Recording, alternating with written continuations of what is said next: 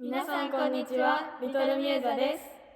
リトルミューザはミューザの小さなスタッフとして活動する中学生から高校生のプロデューサーグループです。月に2回ミューザに集まり、12月15日のばらの騎士公演に向けた企画を考えています。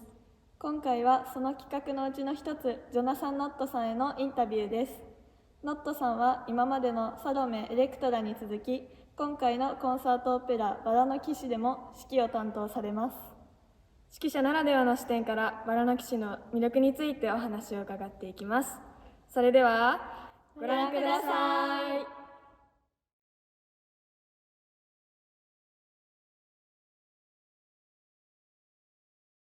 Fun experience, yes. All right.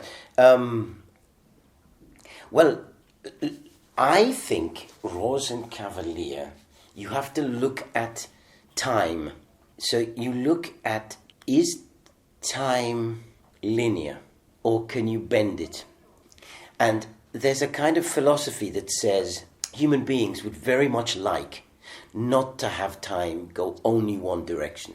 Wouldn't it be great if we could just bend it and go backwards and forwards in it? And there's some people who say that music is one of those things that gives a hint that we can bend time. So on the one hand, we have the Marschallin, let's say the Marschallin, so the figure of Marschallin, who is both saying right from the beginning, relationships will end.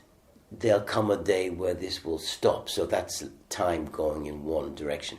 And she also, at the end of the first act, she's always a little bit melancholy about she's getting older and what's going to happen. And then this wonderful text where she says, I wake up in the night and I'm so worried about time that I'll stop the clocks.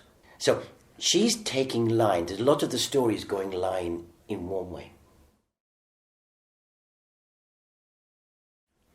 So the fun comes when we try and bend time. So let's just look at what he's doing.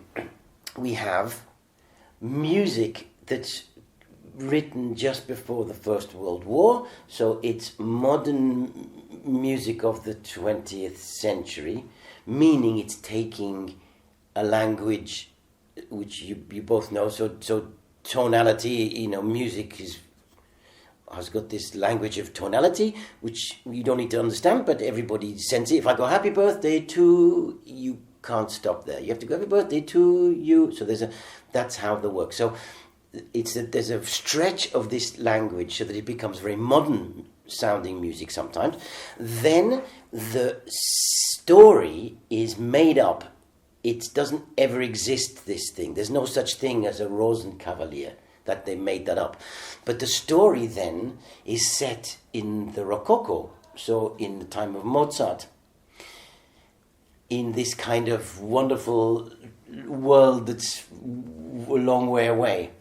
But in the music that gets written, that they sing, are lots of waltzes. The waltz belongs to the 19th century, so 100 years later. So you have modern music, and then you have all these waltzes that's traveling in time back 50, 60, 70 years. And then you have the story traveling back another 100 years. And because he keeps, the writer is very important in this opera. He's a very clever writer. So the words are very interesting and funny and important. So the writer and the composer are trying to play with taking, some of it sounds like Mozart, some of it sounds like 20, some of it's got all these waltzes. So they play with a kind of perspective of time. We travel between, and it becomes a mixture of all of these different time things, and they all relate to each other, and they all play off each other.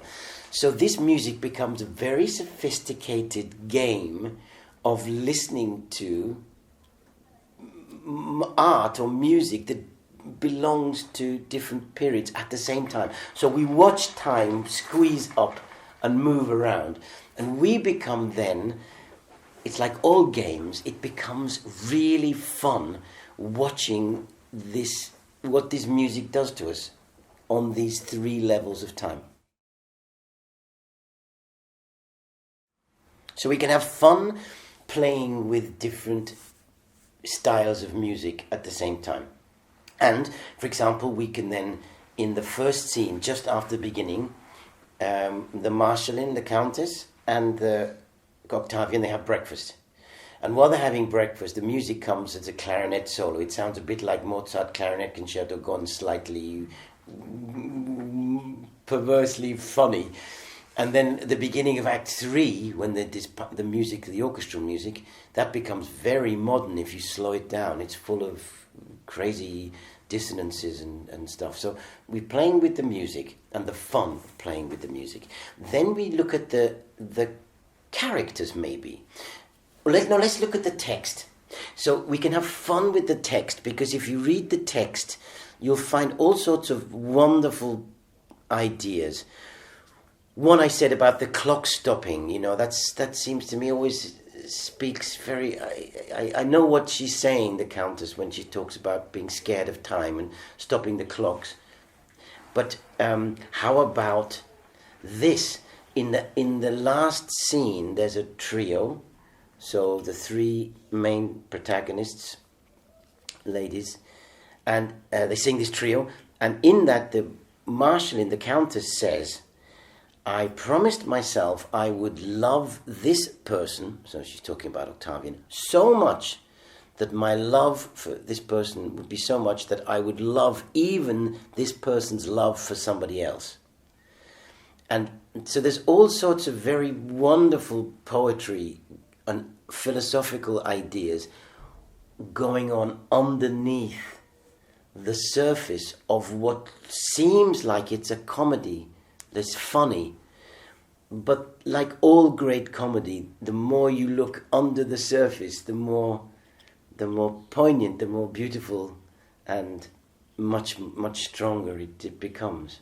But it's a game. This piece is a big game of text. It's a game of music. And then in a minute maybe we talk about the characters. So we start the opera only meeting the top level and the next level.